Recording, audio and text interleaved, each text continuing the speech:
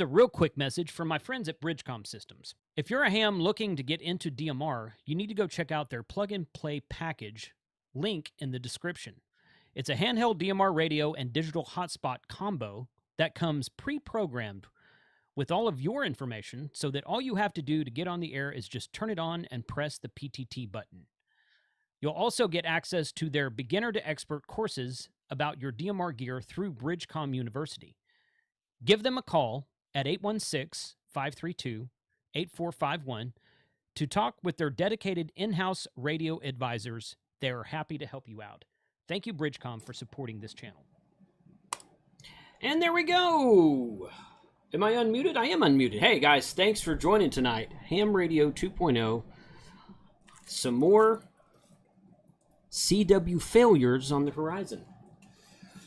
I've invited several people on tonight and who know CW, so it should actually be a good show for you.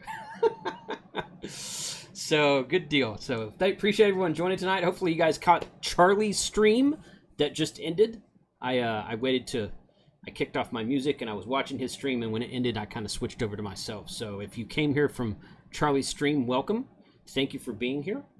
And hopefully you guys got some good information out of that. Only caught about the last half hour, but that was some really cool mountaineering and hiking talk that he was doing over there. So good deal on that. So next, as I'm sure everybody knows, Huntsville Hamfest is almost upon us.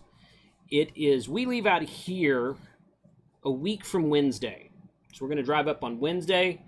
We'll be there Thursday, Friday. The Hamfest itself is Saturday and Sunday. We're going to be doing Thursday's kind of open. We got a couple things that are kind of like hit or miss planned out. But Friday is going to be POTA Day. We're going to do POTA all day long from Montesano State Park on Friday before the Hamfest. You guys are welcome to come out, hang out with us, sit down at one of the radios we'll have. We'll have at least the FTDX10 and the IC7300 there. And we might have a couple others. I do plan to set up the hex beam, the Buddy Hex hex beam. I'm going to set that up.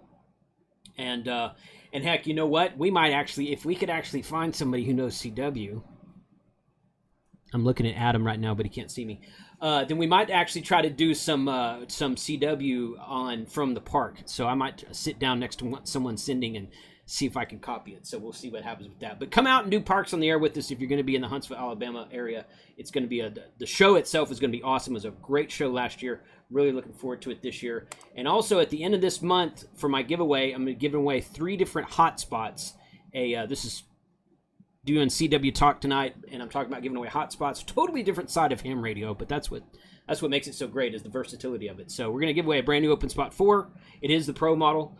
And we're going to give away 2 Pi-Star hotspots. So sign up. The link to that giveaway is pinned to the top of the chat. So go to the top of the chat and check that out real quick, and you can see the pinned chat or the link to go sign up. You just have to put in your call sign, name, call sign, email address, and you get signed up. It's pretty easy. So let's bring on all the peeps right there and right there. What's up, guys? How's everyone tonight? How's it going? Hi, everybody. Well. How are you? How are you? Adam, did you get your audio fixed? Like, can you hear me? I can hear you. And okay. Can you hear me? Here's a little bit of Morse code. Let's see if it comes through. I can hear it. It's kind of in the background, but I do hear it. Okay, I can turn it up a little bit too. Sounds good. Thanks. Good. Okay. All right. Cool. So yeah, I got a different microphone on the key tonight, so that's nothing at all. I'm just okay, but at least it's not got all the clacking in it. Although this key is awfully loud, but this is this practice key, so it's not a good key, and it's a Heath kit, so it's probably about 40 years old, but but that's okay. So cool. Well, how's everybody doing tonight? Sean, how are you doing, man? Oh, I can't complain.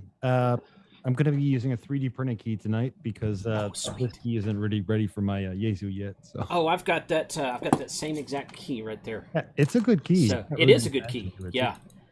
It's capacitive touch, so I haven't quite got used to it yet, but I'm just trying to learn the freaking code first, man, before I try all these bugs and straight keys and all this other crap. So I feel you. But that is a good key. I really like that N3ZN key I picked up in Orlando. So really good. Thanks for being here, man. Thanks for having me. Yeah, you bet. Hope to learn some stuff. So Oh, I don't know anything. I'm just here to watch. Okay. Well, hey, you're amongst friends then. So, Adam, what's going on? You got. I guess you got your stuff all set up there. Where did you just come from? Were you on a summit today? I was on a summit this morning. We were up at the SoCal Soda Campout up in the Big Bear area, having a good time out there with probably 20 or so people from SoCal. So it was a good good showing, and I even even ran into Josh today, KI6NAZ, heading up a peak. So so that was pretty cool. Oh, that's pretty cool. Okay, yeah, I know he was out doing POTA earlier, but I didn't know he was on a summit. So good. Okay, well, thanks for being here, Adam. Adam's going to school everybody tonight, so. But he's probably the one here with the crappiest internet. So maybe it levels the playing field. I don't know. We'll see. We'll see how everything goes. Pat, what's going on? How are you? Good. I just have this little key I found on eBay. It works. It's a key. But yeah, I'm pretty decent with sending. I just need to work on copying a little better. But I do some POTA when I do some CW when I do POTA. But that's the easiest way to do it. So I think so too. You know, I really look. I was saying on my stream the other day, I was really looking forward to the day I can go out there and actually act, even if I don't get 10 of them. If I can get 1 or 2 CW contacts and log, and then activate the park with the rest with sideband, and then I can log into my account on the POTA.app website, and I can see anything except zeros in the CW column. I'm like, yes, okay, cool. I got something added there then. So sometimes people ask, why do you do FT8? It's like, because I like seeing numbers in that digital column. You know, yeah, I'll usually end up like skedding with somebody. I'll be like, hey, come work me. And then someone will be listening and like try to work me right after. Like, oh crap, I have to think about their call sign all of a sudden. It ends up becoming a whole practice session for me. Yeah. Well, hey, that's what it's all about though. That's pretty fun though. So cool. Well, thanks for being here, man. Yeah, thank you. Mike, what's up? Just chilling. Been good. Gathering data on coax all day. And nice. Yeah, so that, I mean, literally like 8 hours of just playing with coax and testing and stuff like that, and sat out on the front porch in the 107-degree porch and played a little FT8 up until now. So yeah. Were you on FT8? Nice little. I was on 15 and 17 and 20. Oh, there you are. I do see you. Okay. Yeah. I've got all just you guys. in the last hour and a half or so. Yeah, I see that. I've got all you guys on my ham alert, and my ham alert goes to my watch if it's working correctly. Yeah. So I generally know when you guys are, you know, not a stalker or anything, but I generally know what you guys are doing on your off hours. So. Oh yeah, my phone is constantly dinging from somebody in there. I heard Josh, I heard Adam. Not on the radio, but on the ham alert. So yeah, excited to try a little more CW. I turned my speed down a little bit. Good. Okay. We got key cam here for anyone that doesn't know. So I got the MFJ thing there, but may have also brought out the straight key. Just you know, I don't even own a straight key. For fun. So and I'm okay with that. So, but Don says no Frank. No Frank texted me like 2 hours ago and said he got some last minute concert tickets tonight. I don't know what concert he's going to see, but knowing Frank, it's probably either the Bee Gees or Barry Manilow. It's all right. I'm not here to judge, but no. I'm going to defend him there because Frank is a metalhead, so he's probably going to see a really cool concert. He sort of is. Yeah, he sort of is. Yeah. Not sort of. He and I have a lot of similar taste in music. He got some last minute concert tickets, and he's going to the show. He apologized for not being here, and I'm like, nah, don't worry about it. It's fine. But he honestly didn't tell me where. One says no Frank, no. Sean, what are you playing there, dude? So you unmuted you were unmuted the stream or something because it came through on the audio just for like a half a second. My apologies. Huh? Weird. No, that's all right. That's all right. Cool. Well, thanks for being here, Mike. So yeah, Mike and I did a very impromptu stream on his channel the other night about CW, and I was like, oh yeah, we're probably about the same. Well, I was like, Mike's a hell of a lot faster than I am. So yeah, but that's sending. Like receive is where it's at. But still, yeah, agreed. But you know, it's nice to send 20 to 25 words a minute if you're trying to practice listening at that speed, and there's no way I can send that fast. Yeah, well, so, it ain't smooth sending. So. Well, yeah, as we learned, but that's okay. That's all right. No problem. But yeah, it's fun. It's fun doing this in this kind of environment. So. Yes, agreed. Okay, cool. Thanks for being here. Charlie, what's up, man? Hey there. Just got done with my stream count. Kind of went over, see what's going on here, man. Good.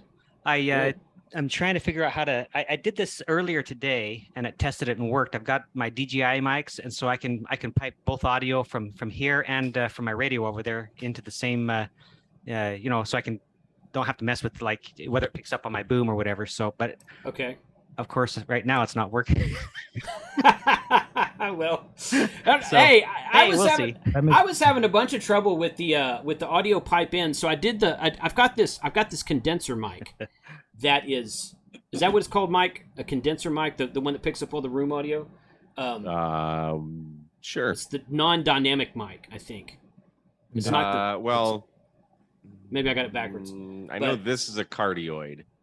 Yeah. Well, that's what the might Heil have- is. But I've got this microphone over here that picks up a lot more room noise than just you can be like way back here and pick it up, but it picks up all this ambient noise, and I had that on my key the other night. And it works fine, but it picked up all this extra noise too. So then I tried to plug it in hardline because the key has RCA out jacks on the back of it right here.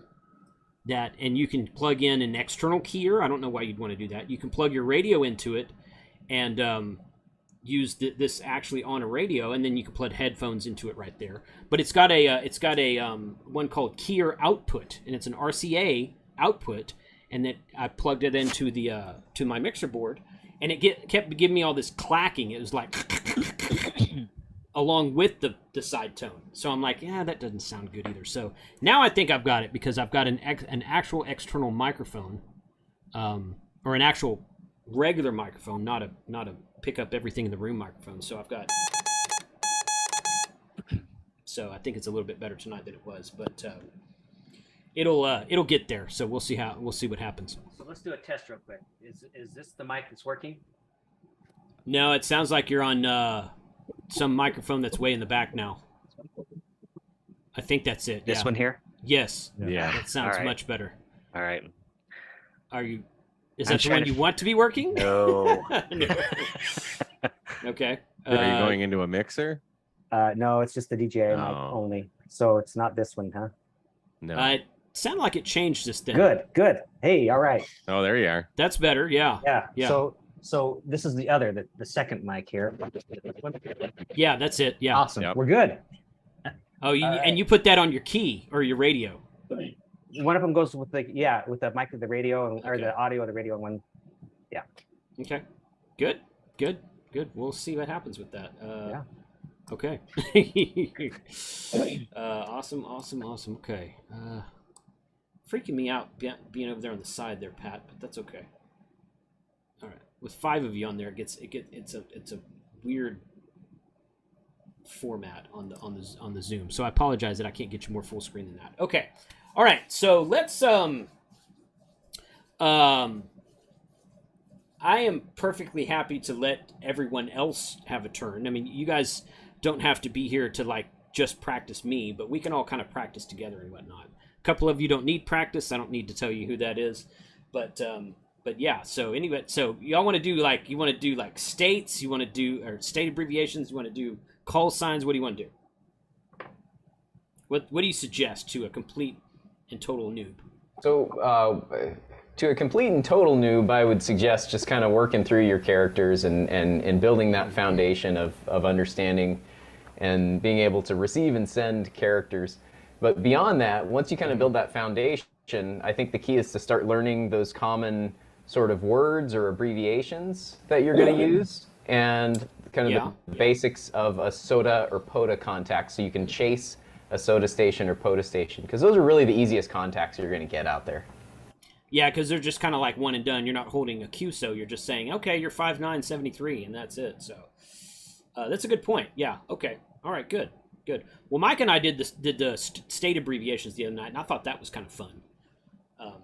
Because I was telling Mike the other night, I'm still kind of, like I can listen to the Kurt Vogelman videos on the single characters, and I'm 95% picking up everything.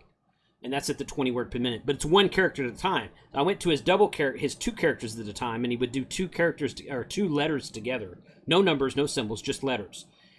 But they were letters that didn't go together. So in other words, they weren't a word like YO or HI. It was like LP or LS or something. It was just random 2 letters together, and I would catch the first one and I would totally miss the second one. But after listening to it for 2 or 3 hours one night, I found that I kind of started to kind of get a feel for it, and I'm like, okay, I just need to practice with this some more. So I'm finding that while I can copy one at a time, I mean, people aren't going to send one character and then take a 30-second pause in between each one. They've started to run together for me. So so that's where I'm at right now with my current level of learning. So yeah, we'll see how much better or worse that makes me at the end of the stream. So. Are you comfortable with, or do you know kind of the sort of general anatomy of a POTA contact, what the exchange would normally be? Sure. Yeah. I mean, like if you were calling CQ, it'd be CQ. I don't know if you'd send CQ twice. I know a lot of people send CQ twice when calling CQ on CW. But yeah, CQ POTA and then your call sign. Then you'd kind of listen for other call signs to come back, and then you would.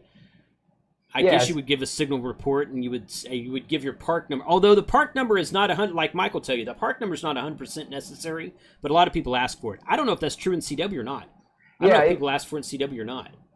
I don't know that people ask for it too often. Maybe for park to park, you might hear it more often. So so what I'm thinking is kind of to try to if you want to go through it tonight or maybe on another stream, kind of feed you what would be that normal exchange.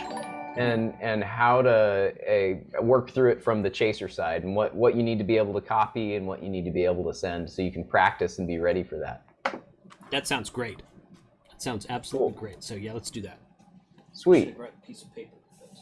So like you said, you know, the typical POTA activator is going to be calling CQ or CQ POTA DE, which means from, and then their call sign. So that DE sounds like.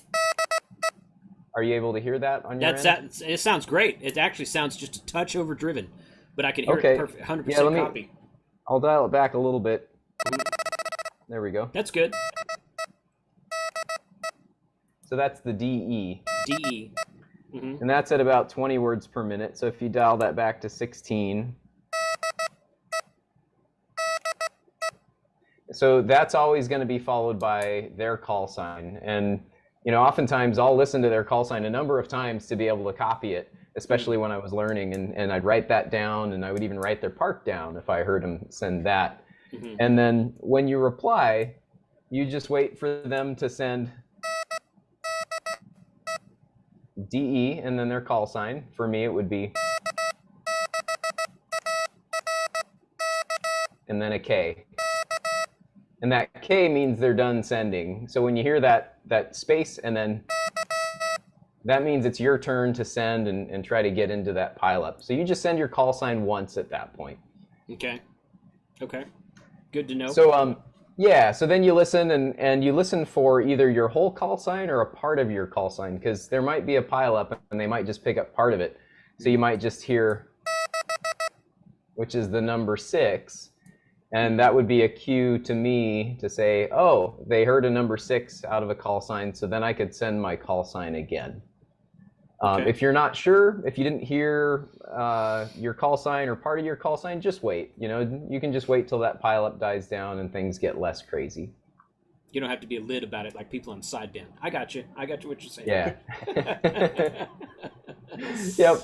And when you're learning, it's not worth trying to fight it out either, you know. Right. It just makes it that much harder for you to be able to parse through it and understand. So yeah, you can wait for that to slow down, and then you might hear coming back to you your call sign, right? Your whole call sign sent back to you, and then oftentimes they'll send your call sign, and then somewhere in that what they're sending back to you, it'll usually be a signal report. And you just want to be able to copy that signal report. And it's going to be 3 numbers, usually like 5NN or 55N or some other, you know, iteration of that with some lower numbers in there, perhaps, if you've got a weaker signal. Okay. How I was wondering that because, Adam, I think it was you that told me that if I can send my call sign and 5NN, then I could make a contact with you on SOTA. So that made me wonder, not that it's really relevant, but I'm like, how much does signal report get actually used, or is everybody just sending 599? People often send pretty legitimate signal reports for summits Okay. on the air. Okay. It depends on who you're talking to. But one thing that I think a lot of more experienced operators do, if they hear someone calling that they can tell is a less experienced operator, they'll send with perhaps bigger spacing. So if I'm calling CQ at 24 words per minute,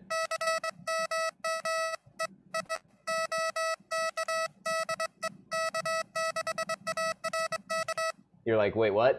But if I hear you come, if I hear you come back to me at 16 words per minute, perhaps even with bigger spacing, what I'll probably do is come back to you at least with bigger spacing. If I have a radio I can slow down the speed, I'll slow down the speed too. So I'll reply something like,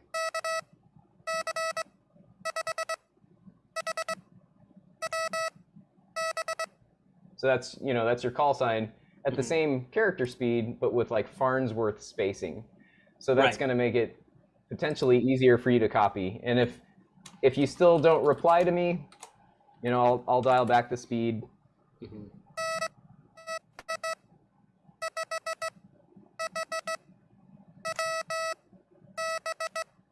And send slower like that. Okay.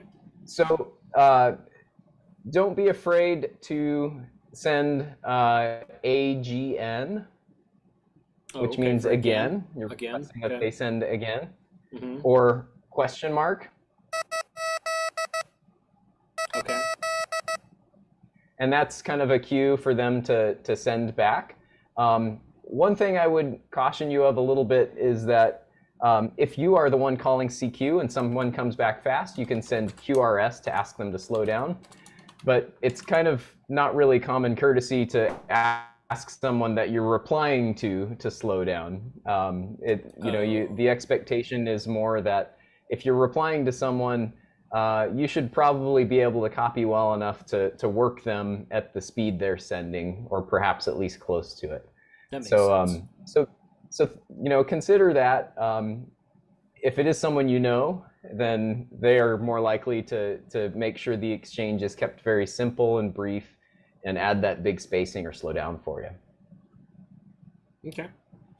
Good. That's good info. I didn't think about that. But yeah. I mean, if you're calling CQ on POTA, then presumably people would match whatever speed you're calling. And if they come back real fast, you could ask them to slow down. But if they're calling CQDX from South America or something, and they're just blowing and going at 35 words a minute, maybe you don't want to try that quite yet. That makes sense. Yeah, okay. they're probably not going to slow down for you. Yeah, so yeah. if you can if you can copy well enough to make the contact, go for it. But yeah, that's kind of the key. So makes sense. I don't want to fully capitalize on it here, but I don't know if anybody else had any comments or questions. I saw one question in the chat about side tone frequency, and really that boils down to personal preference. It's I don't know that there's any standard. I like about 650 or 700 hertz personally. Okay. Yeah, and thank you. I saw a couple of super chats come in too from Juan Luis Valentin. Appreciate the super chats out there. And Juan just recently got licensed, I think a week or two ago, something like that. He was in the chat last week saying he recently got licensed. So congrats to Juan Awesome. for that as well. So cool. Well, any other, Adam and Charlie are resident experts here. So, and I'm not saying experts like Nod Rubicon does. I'm actually saying experts. So, Charlie, do you have anything to add to all that? I think everything Adam said is right, and I don't have much to add other than I'm just kind of curious where everybody's at in the group, because we need to. I mean, if some people aren't learning, I don't even know their letters, and we need to probably dial back a little bit from that. But I don't know, where is everybody? I know I got a feel for where you're at and where Mike's at, but not Sean and James. Yeah. Okay. So yeah, Sean and that's Pat, not James. I'm sorry.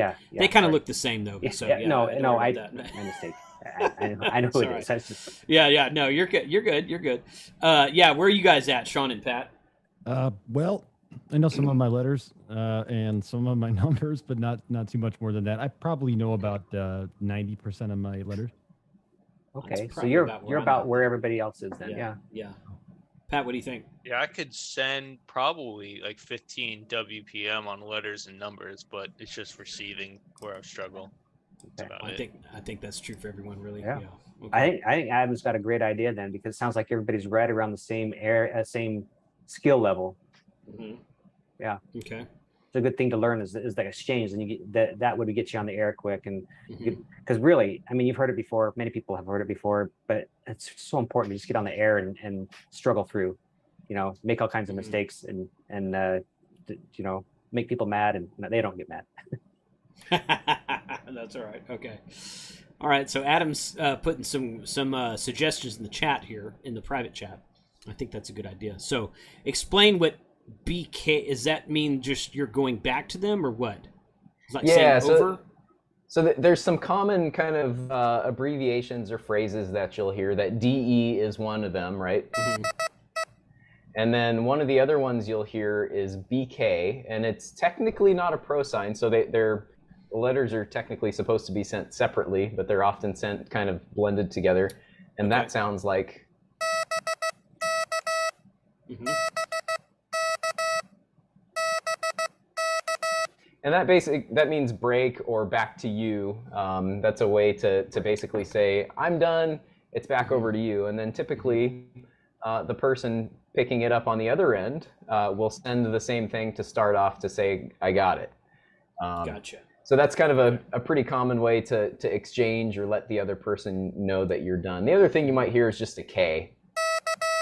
And that's a common way to also say I'm done sending and kind of hand it back over to the other person. So those are kind of important things to know. Okay. And then again, the question mark is really good to know. Mm-hmm. And AGN for again. Okay. So those are kind of handy things that you'll commonly hear. And then of course the question mark, right? I might send... Mm-hmm. And that was NJ question mark, because maybe I heard the start of Charlie's call sign, but got covered up with other callers. Okay. So, yeah. Are you at 16 words a minute right now, Adam? Yes, it's set at 16 right now. Okay. So. But turn it up to 20 if nobody has an objection, because that's what I've been practicing at. Cool. And yeah, so I would, yeah, that sounds more. I don't want to try to slow down. I don't want to learn it slow. I want to learn it fast. That way I can speed up from there. So I heard a lot of people get stuck around like 22 or 24 words a minute, I think, but I don't know, I guess everybody's different, but yeah, for me, I feel like 24 is about as fast as I want to go for soda stuff. Okay, because that's kind of a good balance for speed through contacts, but also comfortable for most chasers, and that's a consideration too. I think 20 to 24 is where you hear most people calling on soda and POTA. Good. Well, that's good to know. Okay. Yeah. Okay. All right. Good. All right. Okay. So if you want to, all right, why don't you send that to me and I'll see how much I can catch of it. Cool. So I'm going to start out by calling CQ as if I was activating POTA and get you a quick feel for that. Okay.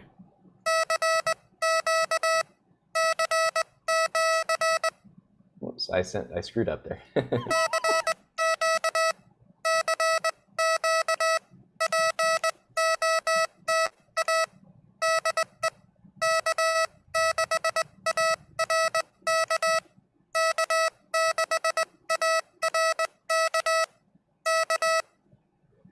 So that would be kind of the, yeah, that'd be the standard call, and then after that final K, you might send. Okay.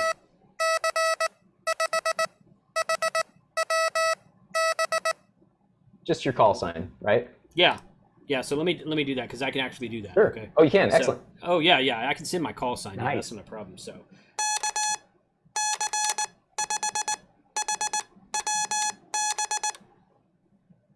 I think that was right. So, unless I screwed up the B. I didn't hear it there. I didn't hear anything. I didn't hear anything. Really? Yeah. Oh, yeah. Lost your audio. Okay, that's not good.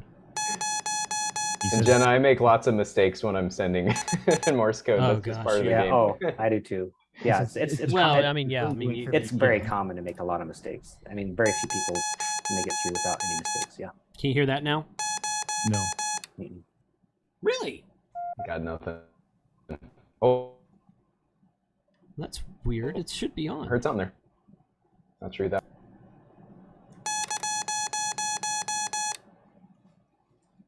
Huh.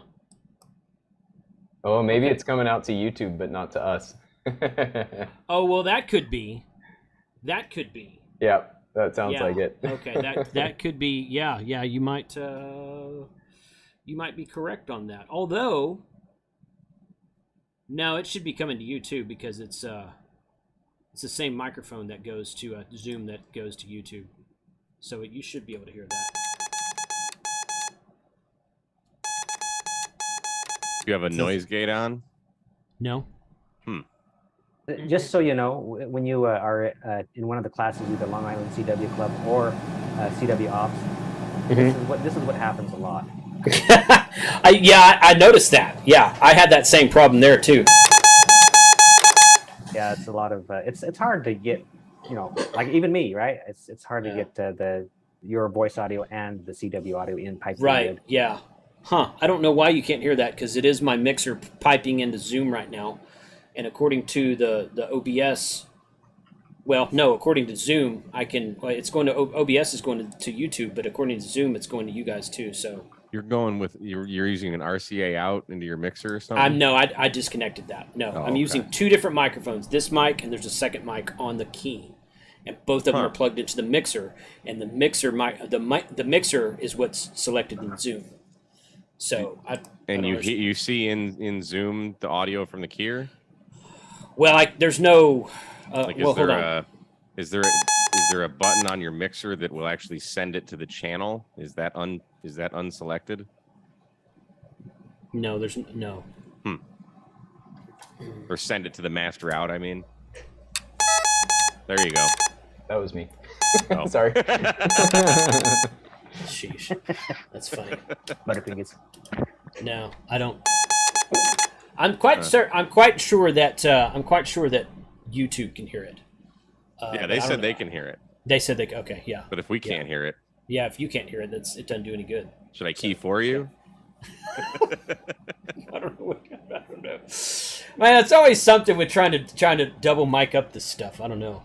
That's just strange. I don't know what I'm just doing with that stuff. Okay, so you guys talk about something else and go ahead. I'm gonna fiddle with this. Why don't we give everybody else a chance to do the same thing? Yeah. Yeah, go. Yeah, do that. Yeah, it's all about CW practice, not just for me. Go, Mike. Yeah, I was gonna let Sean go first. Oh no! Please not insist. You first. I can go. That's fine. What we're doing? Am I just responding back to K6ARK? Yeah, we'll do that. Just throwing my call sign out, or? Yeah, just like we were making. Let's say I was at a park and you were coming back to me. So.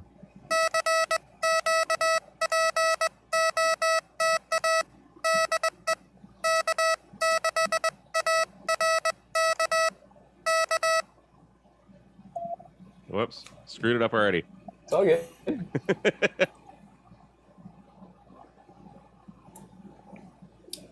Now I can't hear you, Mike. Yeah, I'm not hearing it. I think Really? Zoom is killing it. Zoom is angry. Zoom is angry. We've angered the Zoom gods. My But goodness. I am going in through a mixer. I know. I think. Well, so am I. I think Zoom tries to filter it out. You can't hear that? No. Occasionally, I hear a little piece of it.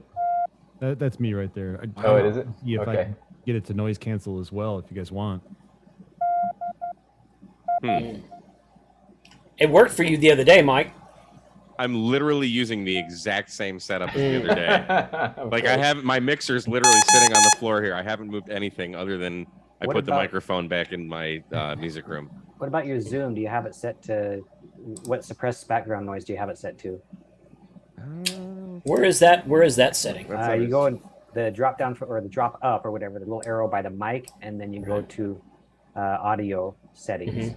And this says automatically adjust microphone volume. Yeah, that's not good. You got to send it to like low. Yeah, I set it to low. Okay, how's this? Can you hear that? Yeah. You can hear that? Yeah. Got it. Okay. All right. I think I'm a little bit hot in YouTube right now. Let me turn that down. But, Yeah, it sounded a little hot there. Yeah. Okay. Or you might be able just to back suppress background noise. suppress a little more background. Yeah. Well, mine's on auto, so I just turn on low. Right. Maybe it's because it's too hot. Can you hear that? Yes. Yeah. All right. That's Yeah. weird. It worked on Friday, and now like literally nothing changed. Yeah. Well, I mean, I got a different microphone, but it's working on. But it OBS clearly shows it there, so I don't know why. Yeah, it must be something on Zoom. Okay. All right. So let me see if I can send my call sign if you can hear. Guys can hear that. Okay. So. Yeah.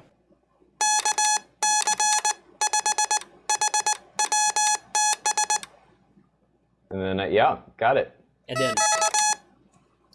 So I'd reply. Okay.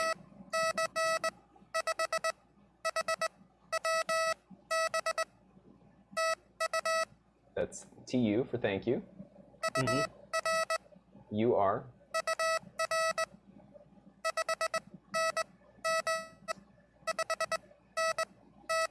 $5NN. So that's your signal report. Mm-hmm. And then I'd send, and that's that BK to say I'm done. So again, I'd Okay. start with, to go through that again, just kind of in one fell swoop. Sure. Go ahead.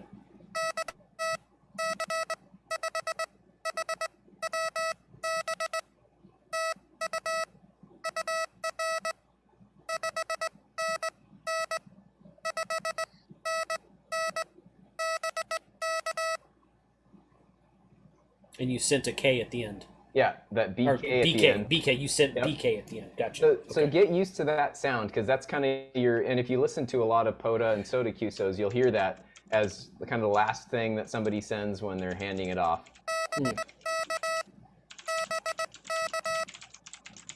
Okay. So yes, I can.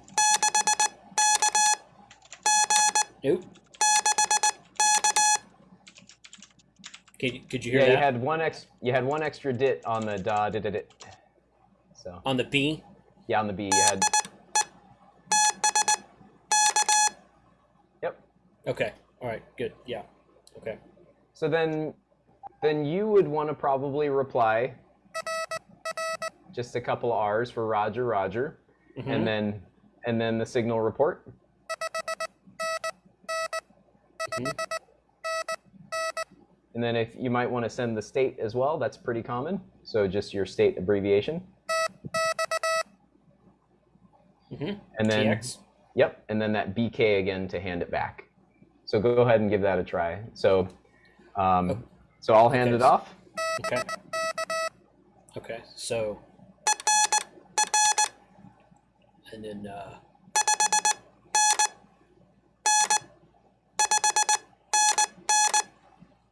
it's and then Nice. okay. Good. All right, good. And yeah, then I noticed that as well, Jody. Jody's asking, you're sending 599 twice. What is that? Just habit, or why are you doing that? Yeah, usually. So so my standard is to send the signal report twice, just for QSB and to make sure someone has the chance to copy. If I can tell they can't hear me very well, I might send it 3 or 4 times. If they're super strong and I know they're really a fast operator and I want to just make the contact quick, I might just send it once. So it's really subjective, and you kind of base it on what the minimum you think you need to get the contact done. Okay, good. Okay, so either Mike or Pat go, and you guys can practice with Adam, and I'm going to listen because that's where I'm challenged right now. So you guys go ahead. All right. So I'm going to finish up with Jason then, and let's say he just sent his signal report and BK. So I might send BK again. Roger, Roger. Mm-hmm. TU, and then 7-3. And then usually finish off with that dit, dit. Dit, dit. It's like an E. Yeah, I saw Kyle do that at the Grand Canyon. I'm like, oh, that's interesting. Okay. Yeah. So if you're another chaser and you hear that, that means it's your turn to throw your call sign out again. That's a good idea. Okay. All right. So whoever wants to go, please. That's right. It's going swell. Hold on. It's going swell. Yeah. No, like you, I'm learning at 20, and then went down to 15. I'm like, oh, that's too slow. Oh yeah. Okay. All right. Like my timing, yeah. All right, now I got it.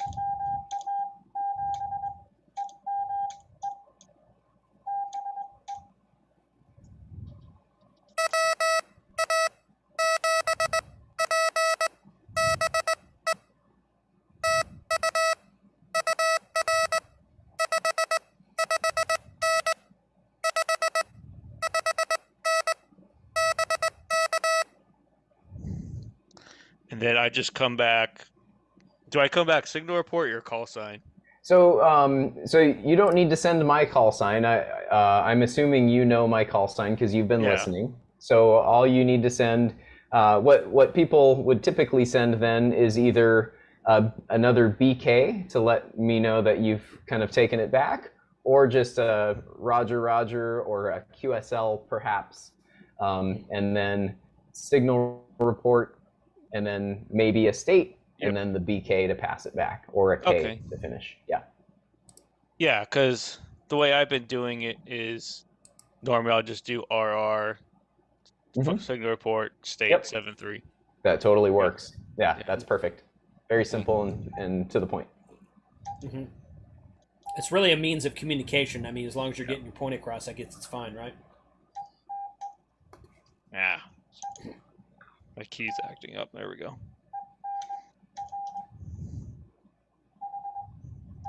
Right. Oh. All right.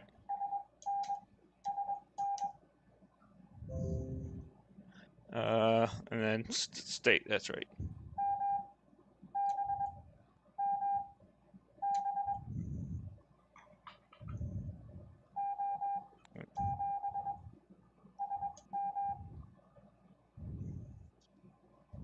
All right.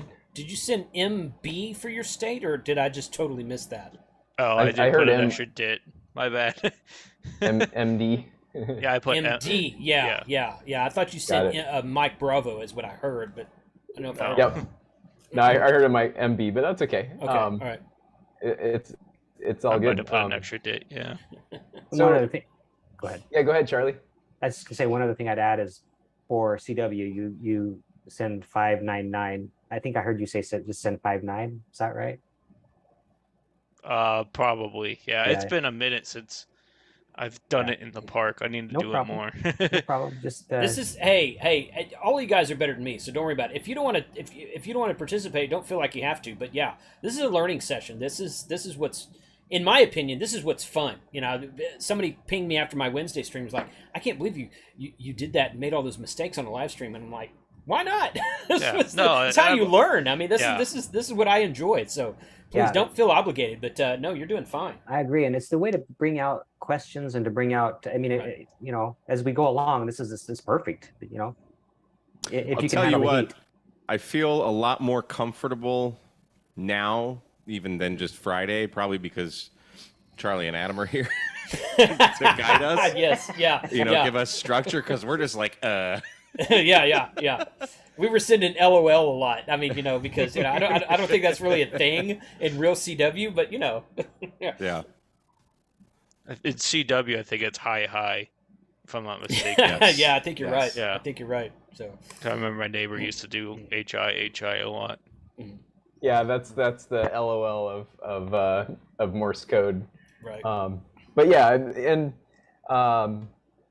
the people that are more experienced operators can very easily sense or tell a newer operator, and it's good because we've all been there, and we're happy to work with newer operators, because people still blow us out of the water and have to do the same thing for us, and it's just part of the game. So, and I'd just say that exchange that you gave, it was perfectly acceptable. I would have accepted that, put you in the log, and said, great. Yep. Totally would have. I would have. Yep. Yeah. Okay.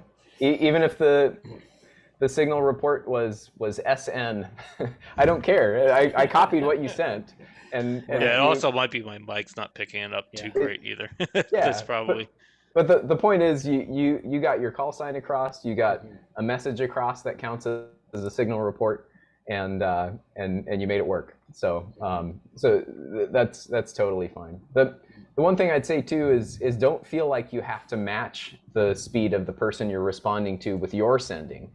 You send at whatever speed you're comfortable with, and then I would also say send the way you are comfortable copying. So if you're comfortable sending and copying at 16 words per minute with a little bit bigger spacing, do that. And most likely someone responding, if they're easily able to, they'll try to match that and make it work for you. Good. Okay. Perfect. Well, Sean had to leave. I was going to ask him if he wanted to go next, but oh, bummer. I left his call sign. Oh yeah. Yeah, so I introduced him to it. There's a guy that hangs out with Connor and those guys on the HRCC chat, and one of those guys is Whiskey 9 Golf, and Sean is Whiskey 9 Fox. So I introduced those two guys at Hamvention. I was like, hey, FFF, there's GGG. You guys go, and they're like, ah. So that was fun. Mike, you want to go? Go ahead. I was hoping Sean would be here, but yeah, yeah. We can do it. Yeah, we can do it. Can you hear that? Yep. Yeah. Sound good. Action, or do we say scene?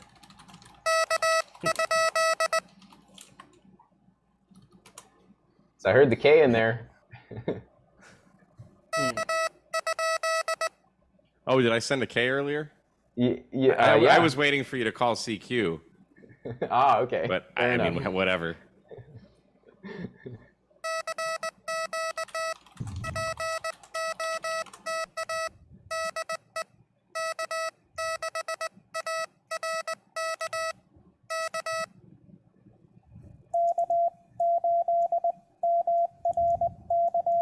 Damn it.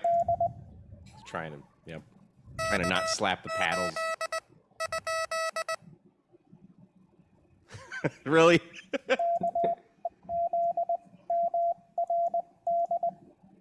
There you go. So see what I did there? Yeah. I responded. Mark. Yeah. So a newer operator, or just if there was a pileup, I might not hear the whole call sign, and I might just send K8 question mark. That's what that sounds like. So if you hear that and part of your call sign before it, that means they're asking you to send again, and you want to send your whole call sign. The other thing I'll throw in there is that if you hear your call sign sent back to you incorrectly, so if I sent K8 MRC, what I would want to hear back from Mike when he replies would be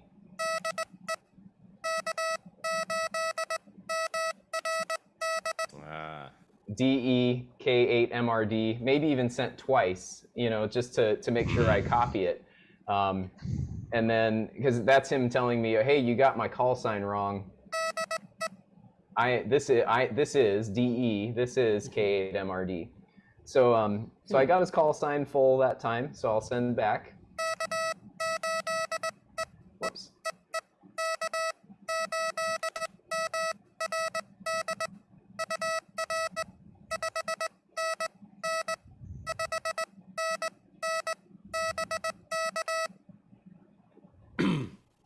Now, is it customary to send the BK back, or should I just go straight for it?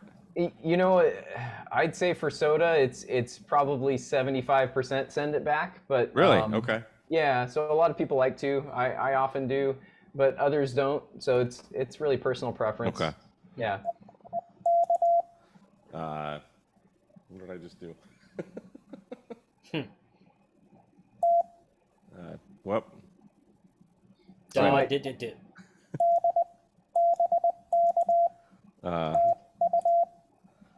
To you. You are 5NN. Texas. Ooh, that was rough.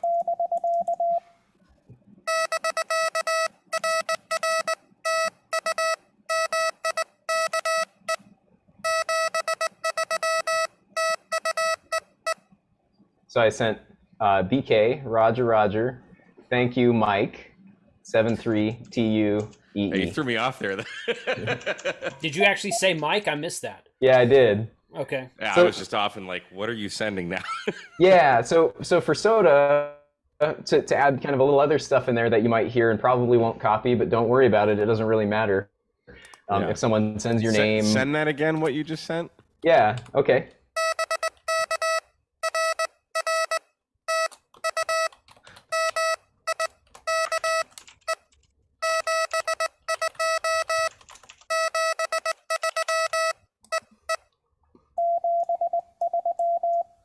Okay. Yeah, I didn't get that that Roger part, or the RR threw me off. Yeah. Roger, thank you. Yeah. So I think if you start listening, just listening to exchanges, if you just tune in a Soda or POTA activator and listen to the activator and the chasers, you can start to kind of learn those key elements and the structure of that exchange. And you'll also kind of start catching on to the fact that, hey, you don't need to copy everything. What you need to copy is your call sign and the signal report. And so pick that series of numbers out of there and be able to get that, because those are the key pieces you need. The rest you can send AGN or question mark or even QRS if they really need to get a message across beyond just those basics. So that can really help to learn to pick out those key elements and then ask for repeats or to slow down if you need something more complicated. Very good. Cool. All right. Charlie, do you need to practice? No. I found that video I took of Charlie. I took like a 55-second vertical video so I could post it on my TikTok, my Instagram Reels and whatnot. And Charlie is left-handed going real fast, and I'm like, what kind of a psychopath does that quickly left-handed? I don't get that. So I don't know. That's funny. But yeah.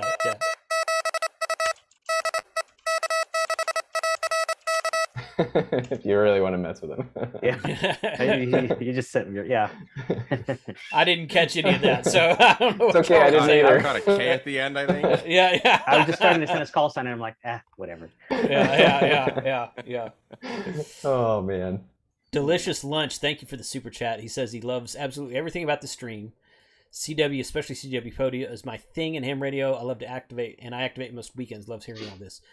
Tell us what your call sign is, dude. Your YouTube handle is delicious lunch. That's his delicious call sign. lunch. That's his call sign. You gotta send that back. Yeah. You got to send all that whole thing back. So, I did, but he says he activates POTA every weekend. I bet I know his. I bet I recognize his call sign. So yeah, on CW, you recognize? Oh, you, well, you not follow a lot of the necessarily. CW POTA guys, do no, you? No. Hopefully he's doing I saw sideband as well. I saw a don't question in the chat that Okay. I'd like to answer, and that is, they said, what's the best way to learn your letters?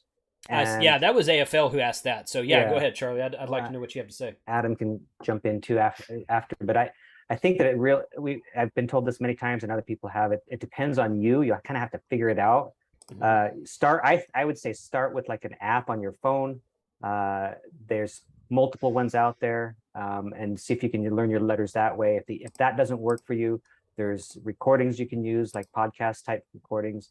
If that doesn't work for you, there's other things, but I think start with like an app, because it's the easiest, and you can just grab it. And you need to put in at least 15 minutes a day, just going through that app and trying to get it, and do it every day. Yeah, I agree. I was trying to pull this back up if OBS would cooperate with me, but so I was telling this the other day. I was saying that on my Wednesday stream, this is the guy that I started using, and this was at the suggestion of Kyle. So this guy Kurt Zogelman on YouTube. This single letters 20 words per minute, and this dude does this for 2.5 freaking hours long.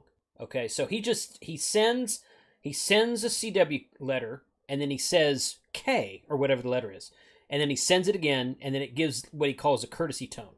And it's just that series of 4 things over and over again in completely random order, single letters, not in alphabetical order, not in reverse alphabetical, just single letters over and over again in completely random order. So I'll put my headphones in my phone at night and lay down in bed when I'm going to sleep, and I'll listen to that basically until I fall asleep. I don't do it every night, but I've done that the last 2 or 3 weeks. Since we got back from Grand Canyon, I have done that a bunch. And I found, for me, and Charlie's completely correct, it depends on you, but for me, that I really, really found that was a really not fast, but a good way to learn it. I listened to that, and I just, single letter at a time. So now I pretty much know all the letters.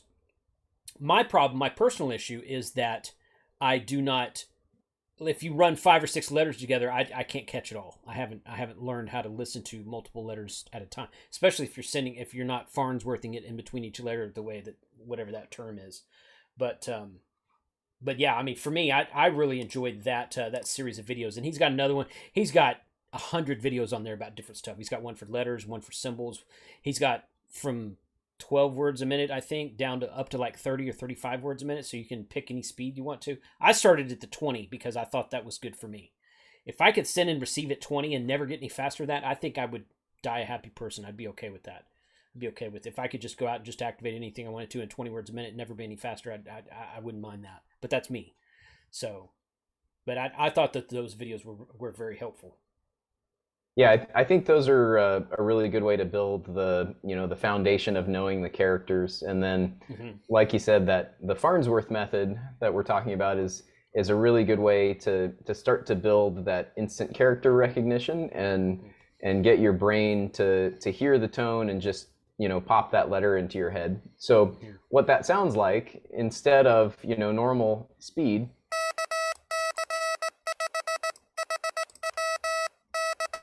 which is your call sign kind of at regular speed, 18 words per minute. Farnsworth would be.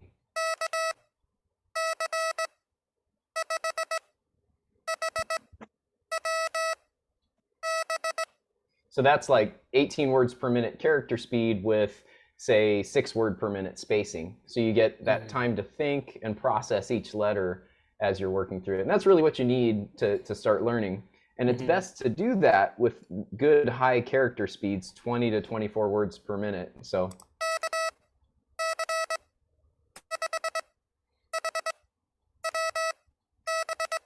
the faster you go on that Farnsworth character speed, I think the better it kind of drills it into your brain to hear the rhythm and not count the dots and dashes. So you get that instant recognition.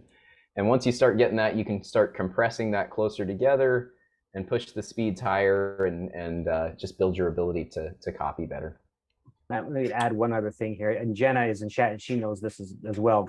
The Long Island CW Club has come a long way from when I first took classes from them. They have a really good program. It's been improved even over the last year. And you can drop in anytime, and they have a class where they work on a set of letters, and you can do that with a group like we're doing right now. And so if the apps or Kurt's thing don't work for you, that would be another thing to try, as the Long Island CW Club. Or you could take a class with the CW Ops. They have a beginner's class, or it's very beginning, and but those aren't like continuous. You have to take a block for, I think it's a 3-month block, and then they have a break, and then another one or something like that. Maybe it's 2 months. It's 2 months. Yeah, it's 8 weeks. In fact, that's the only class I've ever taken was the CW Ops, and I took the beginner's class, obviously, and it was twice a week. I want to say it was Monday and Thursday, but they have different options. It was twice a week for 8 weeks long, and the first class, he goes, a lot of people will take this beginner's class 2 or 3 or 4 times, and I'm like, oh, okay, cool. In fact, there were 2 or 3 people there who had taken it at least once before, so in my class. But I thought they did a really good job. Now, everybody rants and raves about Long Island CW Club, and I've never taken anything from them, so I want to, because they get such good reviews. But I think that both of those methods are good, and everybody learns differently. I've said this 100 times about getting your ham radio license. Everybody learns differently. There's a lot of good methods out there to get your first technician license and upgrades and whatnot. So just because one way worked for you doesn't mean it's going to work that way for everybody, and that kind of thing. So I think it's good to kind of test the waters and see which one works best for you. But I really enjoy the CW Ops class myself. one last thing I'd add is, yeah, CW Ops is great. I love them. They're a great program. They only have blocks of classes, so it's not continuous. You can't just drop in and out. Right. But they're free. And then Long Island CW Club, drop in and out anytime you want, but you have to pay a certain amount of money. And it's not that much. It's really affordable, but you do have to pay. I paid a lifetime membership, and I think it was like $60 or something at the time. And so, because they're an actual club. It's Yeah. like, think of it as paying for your annual membership for your ham radio club that's local to you, that you go to the meetings every month or whenever you want to. So yeah, they're an actual club. And I would probably do the lifetime thing as well. And I thought it was like $90, but you say it's $60 or something like that? I think at the time it was 60, maybe it was 90. I don't know. Okay. Around there somewhere. Yeah. I mean, you're just supporting a club, which is not a bad thing. So good. Okay. Yeah, and a Cool. club that does a lot of good work in helping Right. teach and support the hobby. Correct. Gary Pierce had a interesting and I think good comment in the chat. I'm not sure I fully agree it's the only way to learn, but his suggestion was the only way to learn is to head copy. And I think there's a huge value in learning to head copy and not write stuff down. And I kind of happened my way into that because I've done most of my copying practice while commuting in the car. So I didn't have an option to write stuff down. And I would just play random sets of 5 characters or call signs or fake QSO exchanges on the speakers in the car while I was driving to and from work for, like 15-minute blocks until my brain was tired. And I think that really helped me build the ability to head copy without writing stuff down. So I do think there's a lot of value in that, and I strongly encourage people to do it. But I also understand that it may not be the only way to do it, but I think there's a lot of value. I agree. It's for me, I did everything wrong when I learned. That sounds like me. So it's it. I mean, I used the app and I counted letters, dits and dahs, and I used sound alikes with a thing called it's Cody Morse or whatever, where dog did it and all that, and I wrote every single thing down all the time.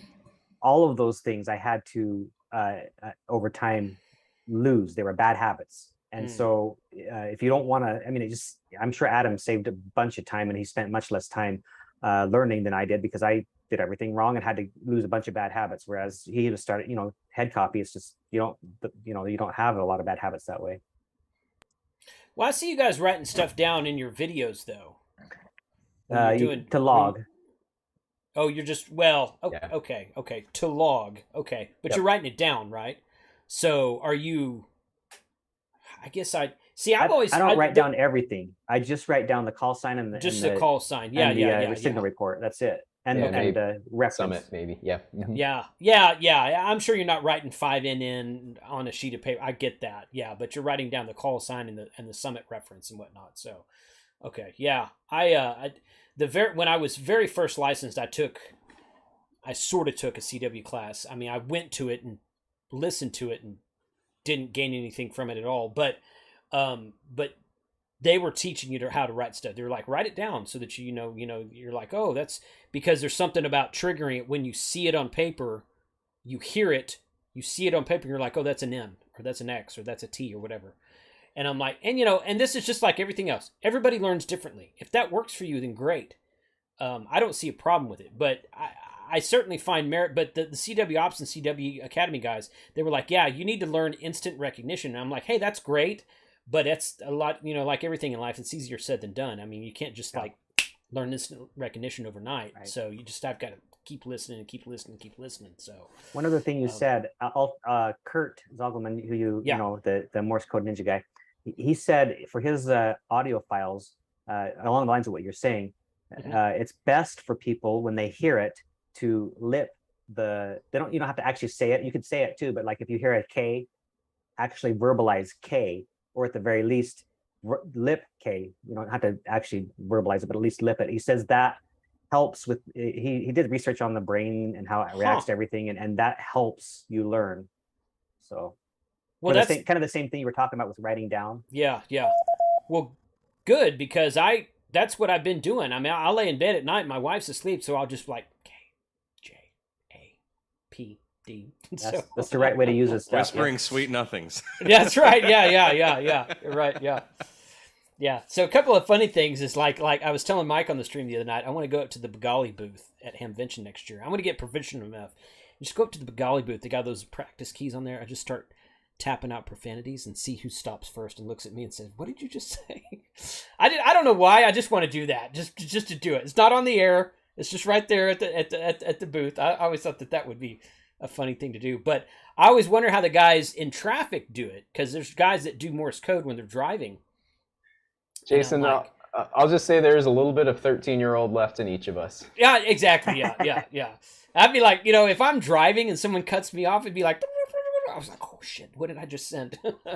So I always say, yeah. There's a little bit of 13-year-old left in all of us. That's for sure. Good. All right. Does anybody else want to practice? We've been going for an hour, but usually I'll go for 60 to 90 minutes. So I think Gary's got a stream that starts in about 45 minutes. So we got plenty of time. So does anybody else want to send in copy? I will say one thing I do find helpful. I put the link in the chat. Ham Radio QRP. He has these videos where he does like the 100 most common like English words and 100 most common Morse code words, and just that recognition, the pattern recognition, super helpful. Because then you learn all like the Q codes and stuff, and like you don't have to like kind of second guess and like, oh, that he's saying QST, Yeah. So I find that really helpful. And if you really want to build your skills, don't just in Morse code, especially with conversational Morse code, don't just chase POTA and SOTA, because that won't get you there. You need to get on the air, call CQ, or reply to people that are calling CQ, and just have a conversation and go as long as your brain can handle it. And you can let them know you're deeper new. Rabbit hole. They'll know you're new. But that's the only way to build skill in that kind of operating, is to just do it. And what you'll realize really quick if you start doing it is that it's scary, but it's really rewarding. And then you also learn that people are really cool and aren't gonna be mean to you when you screw up, and you will screw up, but that's part of it. Absolutely. Yep. Absolutely, yeah. One other thing, I'll go ahead. N5SKT says just go up and start doing the IP8 beer names. Some of those are probably inappropriate enough to tap out on a key at a Hamfest, not over the air. So, go ahead, Charlie. I was just going to say, if you are serious about learning Morse code and you don't know anything about it, you're starting with the letters, then even if you're further around anytime, really, you really should have a regular schedule, like a regimen, like every day. And that should include both copying and sending. That you don't focus too much on one or the other. I mean, maybe a little heavier on the copying, but you don't just ignore sending altogether, because it helps you learn as well. Yeah. So that brings up a good point, because after my live stream the other day, some Monday morning quarterback comes into the and I don't know if this guy was trolling or if he was serious, and I just kind of gave him the benefit of the doubt, and I said, hey, thanks for commenting, or I didn't engage him but he said something on my video about how this is not verbatim, this is the general idea. He's like, don't learn to send before you learn to copy, because you'll never be able to copy more than 5 or 10 words a minute or whatever he said. He's like, don't do that. Don't learn to send. Learn to copy first and then start sending. And I'm like, I'm kind of learning both at the same time. The copying comes faster to me, and for most people I've talked to, I think that's true also. But I'm like, if I know what to send, I can send it pretty good. But if somebody's sending back to me, that's where I struggle with. So I'm concentrating more on copying myself. So what do you guys have to think about? Not, because that's the opposite of what you just said, Charlie. Is that you said learn both at the same time, which is what I would prefer to do. Yeah. Well, I mean, I just kind of reiterate what I said. When you send, it helps you learn how to copy, and you also need to have that skill, because if you don't have that sending skill, if you're not practicing, then you have to learn it sometime. Why not at the same time? But again, I would say he's somewhat right in that you do need to spend more time head copying, because if that's what's most difficult, I guess whatever is most difficult for you is what you probably should spend the most time with. Yeah. Yeah, that's what makes sense to me. I'm like, I spend most of my time trying to copy, but I don't want to ignore sending completely because I feel I know a lot of people who say I can send, but I can't copy. And I'm in that boat.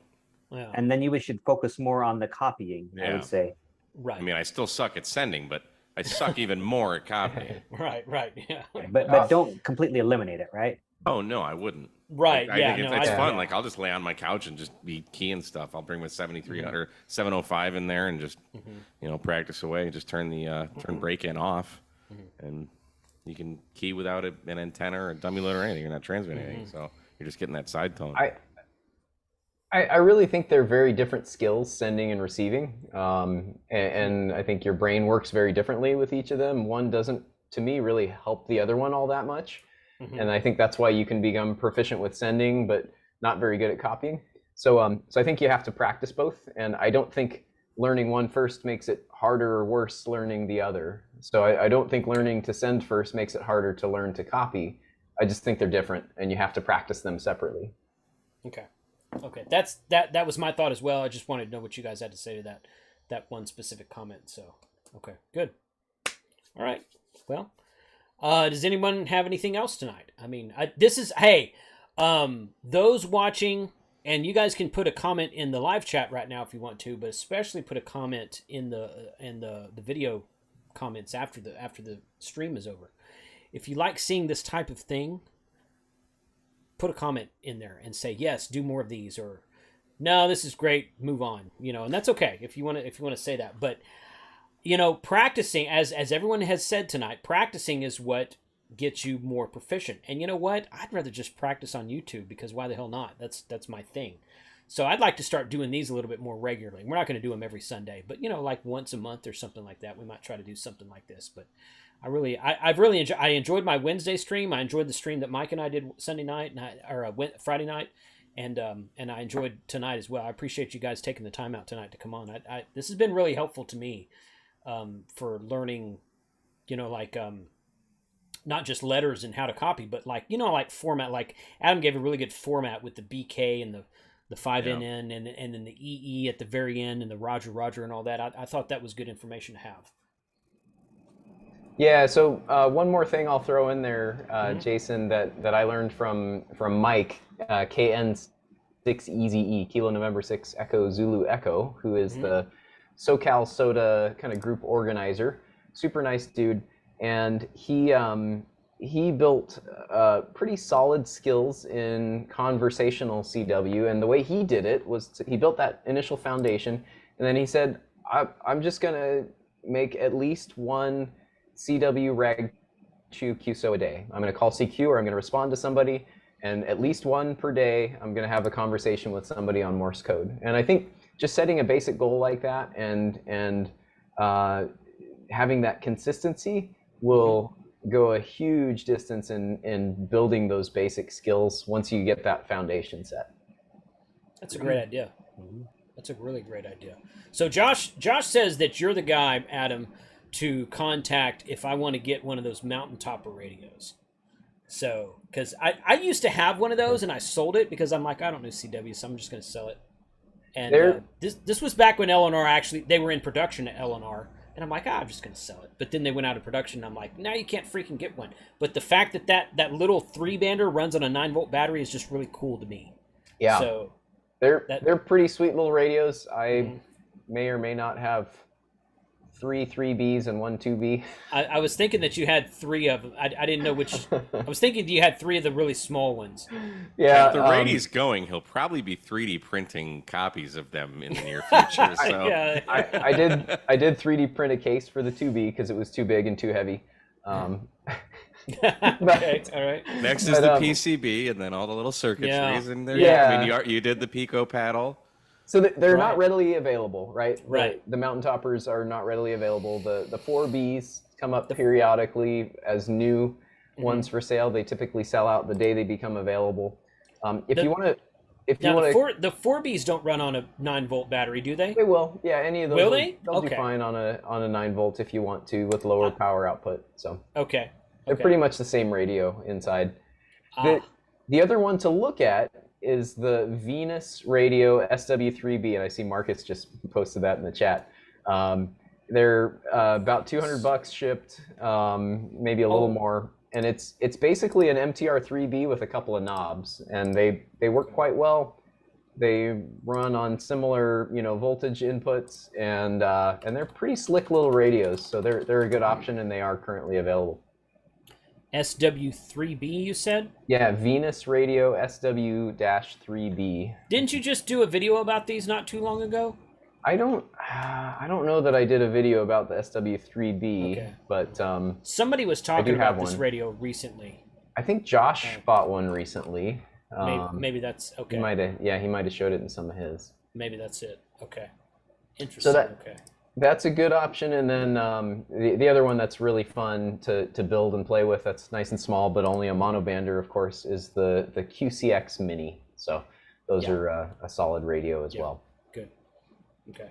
Well, I've got the FX4C, and I'm looking forward to using that. But that one, if I'm not mistaken, that one requires 12 volts.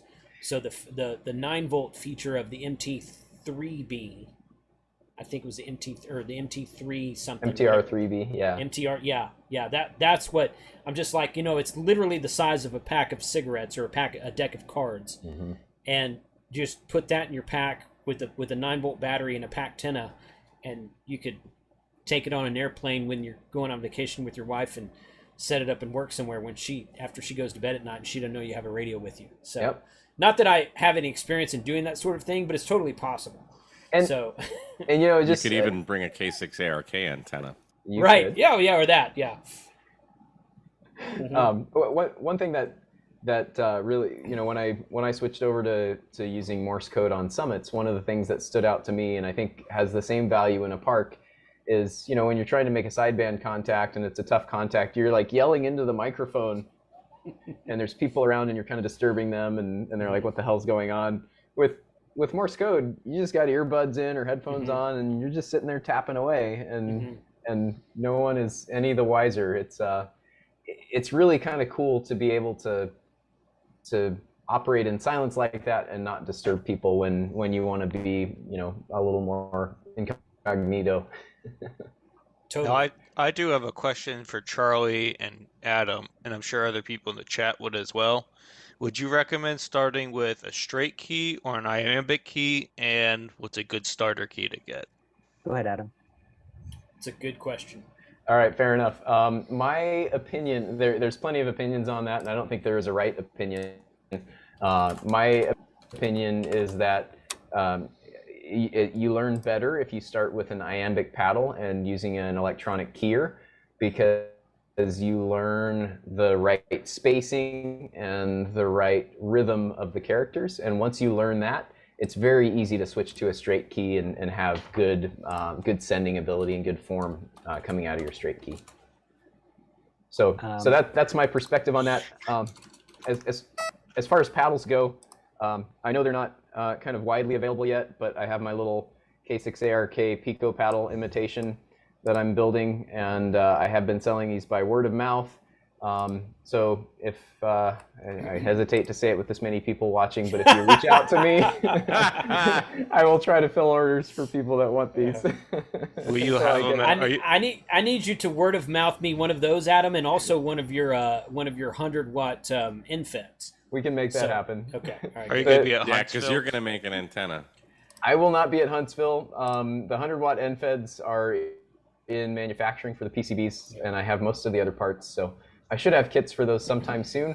One of the things I want to do before I put those kits out, though, is I want to optimize the construction, right? Because there's a lot of ways to wind a toroid, and some are more efficient than others for an NFED half-wave transformer. So I want to actually take some measurements and find what the optimum, least lossy way to construct the transformer is, so I can give you guys good instructions to make it work as good as possible. Man, I built one of your QRP NFEDs the other day, and I totally botched it. The tuning, I think I made it right, but it happens.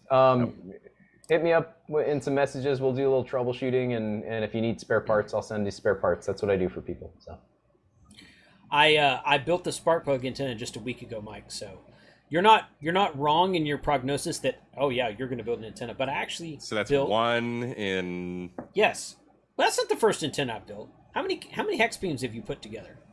I don't own a hex beam. It doesn't matter. Exactly. Okay then. All right. So you're saying I got right. a basket full of fed half waves over there, and I got 2 DX commanders. Yeah. I haven't built my DX fan commander. dipoles. I have a Don't plan. get me started. I have a plan for the DX commander. Is that right? And if my plan works out, you guys are gonna love me. He's even wearing the shirt. Okay. Okay. Let me just add real quick to ahead, back to what Adam was saying. I've been using Adam's paddle, and I would say it is pretty on par with the Pico Palm. I personally can't feel any difference, and it's constructed differently, but it's just as effective as the Pico Palm. And obviously, the Pico Palm was selling for 120 back years ago, and this is much more affordable than that. So I think for the price, it's definitely an item that you should have. And so if you don't, I would say it's a good starter paddle. Not even a good starter paddle. It's a good paddle to use until it breaks, if it ever does. Which is that the one? Is Mike? Is that the one you're showing? Is that the one Charlie's talking about right now? Okay. Yeah, he's showing it right now. But that's the one. Yes. So I would say start there if you haven't got one. Now, that's for portable radio though. That's doing SOTA. If you're not ever going to get out in the field and do SOTA or POTA, then you might try just going to a swap meet or a flea market at a Hamfest and try to pick up like something like this cheap old bencher, or whatever. Something like that. You don't spend a lot of money, but at the same time, the philosophy is my philosophy. I arrive at the same place as Adam, but my philosophy is a little different, and that is I say if you're just starting out, buy the paddle that you're going to use, but don't go buy a Bengali like Carlos did. Unless you can afford it. But if you can afford it, then do. So don't chintz out, but at the same time, get something that you think you'll use. And a bencher, I have this bencher. It's not the greatest paddle, but it's pretty good. It's good. I still use it, so I have 2 of them. So I like the weight of those benchers. Yeah, they're heavy and in a good way. I mean, they're like if you really slap the key, like I tend to do, or even if you don't slap the key, it's not gonna move around a lot on the table when you're using it. So I really like those benchers. It's not a Bengali or an N3ZN key, obviously, but they're pretty decent for what they are, I think. Yeah, for sure. Good. Okay. Yeah, I do agree with N5SKT about the 1 kilowatt version of the KS6RK. That'd be great. But, my reply there was that I will build the 1 kilowatt version as soon as I find a portable 1 kilowatt amp and power supply that I can carry to a summit. So I don't know about the power supply, but that little what is it called? AE4MQ is always talking about that little. It's like the size of this key, maybe a little bit longer, and it's a 1 kilowatt, 10 watts in, 1 kilowatt out amplifier that's out of like Ukraine or somebody like that, and it's like freaking $1,800. No, it's like $2,800, but it's small, portable, and it's a KW, so it's a sweet little amp. But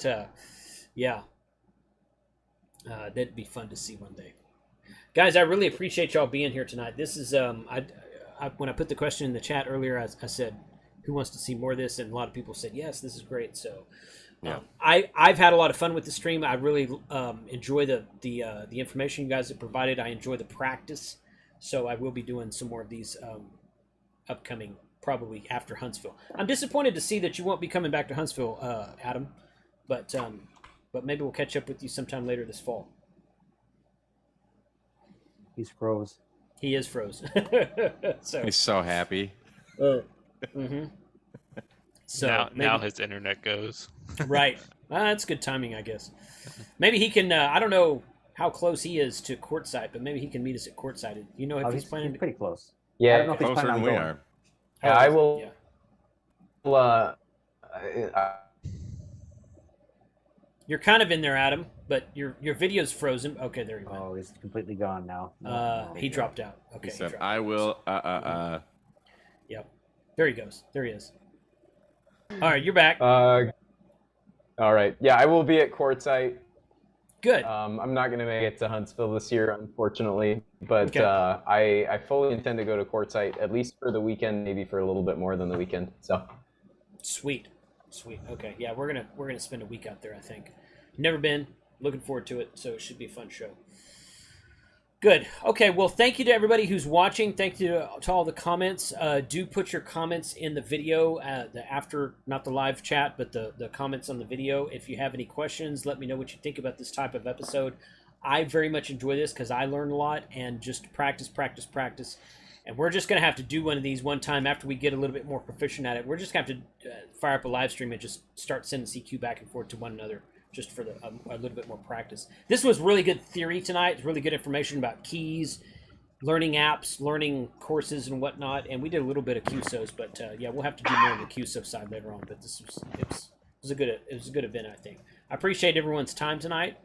The four of you on the stream and Sean Ham Radio Dude, appreciate y'all joining tonight. And this is going to be a fun journey to get proficient in CW. So when I can go out to a park and just CW all day long, it's going to be fun to do.